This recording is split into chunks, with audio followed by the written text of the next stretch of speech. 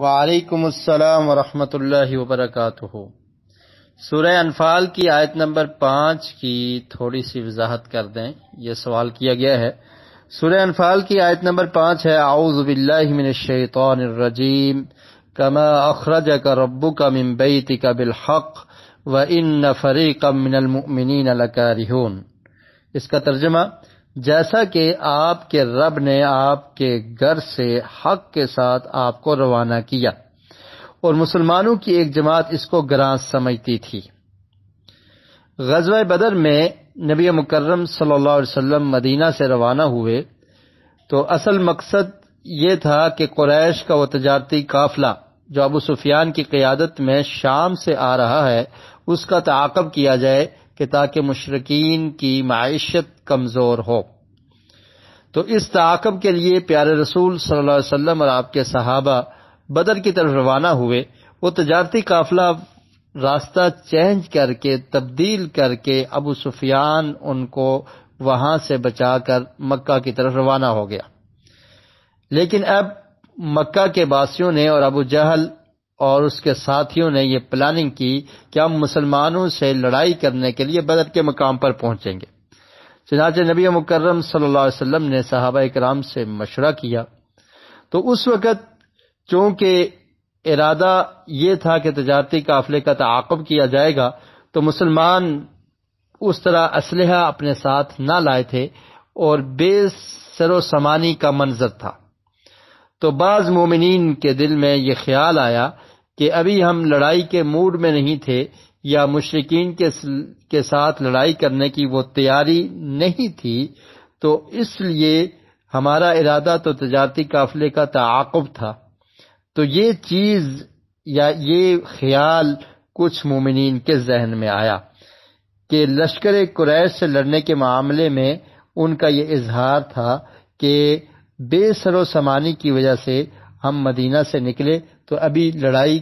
کرنا یہ تھوڑا مشکل یا دشوار ہوگا۔ لیکن اللہ رب العالمین نے اس آیت میں اور اس سے پیچھے چونکہ مال غنیمت کا ذکر ہے تو مال غنیمت کے بارے میں بھی مسلمانوں کے درمیان جب اختلاف ہوا تو اس کو اللہ اور اللہ کے رسول کے حوالے کر دیا گیا۔ اسی طرح مسلمانوں کی بہتری اسی میں ہے کہ جب نبی مکرم صلی اللہ علیہ وسلم مدینے سے نکل کر آگے تو تجارتی قافلے کے بجائے لشکر قریش سے مڈبیر ہو جانا اگرچہ بعض طبائع پر ناگوار تھی لیکن اس میں بھی بالآخر فائدہ مسلمانوں ہی کا ہونا تھا۔ تو یہ مطلب ہے اس آیت کا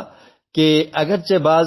طبائع پر یا بعض طبیعتوں پر یہ ناگوار تھا کہ ہم لڑائی کے لیے نہیں آئے تھے، لیکن بہتری اسی میں تھی جیسا کہ اللہ رب العالمین نے آگے آیات میں یہ وضاحت بھی کی ہے کہ لِيُحِقَّ الْحَقَّ وَيُبْطِلَ الْبَاطِلَ وَلَوْ كَرِهَ الْمُجْرِمُونَ۔ اسی صورت کی 8 نمبر آیت ہے کہ تاکہ حق کا حق ہونا اور باطل کا باطل ہونا ثابت کر دیں۔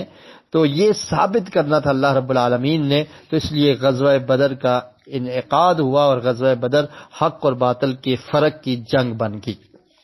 لیکن اس آیت سے یہ سمجھنا یا جس طرح اس کو پیش کیا جا رہا ہے خاص کر کے آج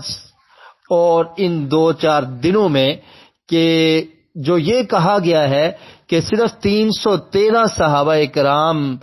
غزوہ بدر میں شریک ہوئے تو باقی نعوذ باللہ معاذ اللہ ثم معاذ اللہ وہ ڈر گئے تھے، اور اس کے لیے یہ قرآن مجید کی آیت پیش کی جا رہی ہے۔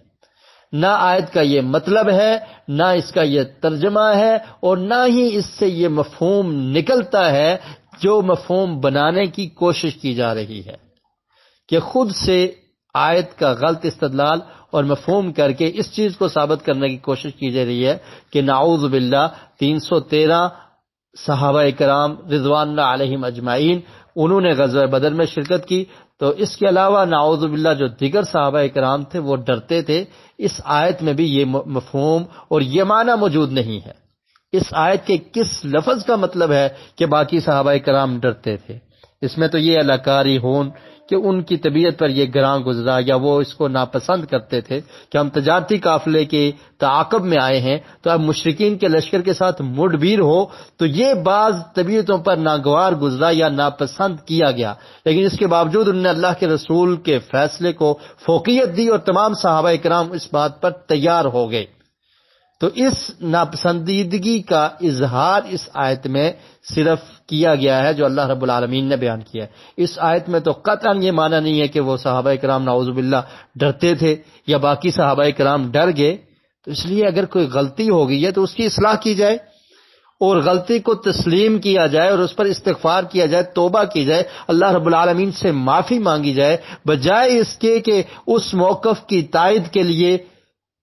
آیات کو غلط استدلال اور آیات کا غلط مفہوم بیان کر کے لوگوں کو گمراہ کیا جا رہا ہے اور لوگوں کو یہ بتایا جا رہا ہے کہ نعوذ باللہ صحابہ کرام میں خوف یا ڈر تھا۔ ایسی کوئی بات نہیں ہے، قطعاً ایسی کوئی بات نہ غزوہ بدر میں ہوئی اور نہ ہی غزوہ احد میں ہوئی۔ آپ ذرا غزوہ بدر کے منظر کو دیکھیے، صحابہ کرام کی دلیری اور بہادری کو دیکھیے۔ جب نبی مکرم صلی اللہ علیہ وسلم نے صحابہ کرام سے مشورہ طلب کیا کہ غزوہ بدر میں لڑائی کے لیے مجھے مشورہ دیا جائے، اشیروا علیہ ایھا الناس، کہ اے لوگوں مجھے مشورہ دو، حضرت ابوبکر صدیق رضی اللہ تعالی عنہ نے مشورہ دیا، حضرت عمر فاروق رضی اللہ تعالی عنہ نے بہترین کلام کی، لیکن پھر نبی مکرم صلی اللہ علیہ وسلم نے فرمایا کہ مجھے مشورہ دیا جائے۔ البدایہ والنہایہ یہ ابن کثیر رحمۃ اللہ علیہ کی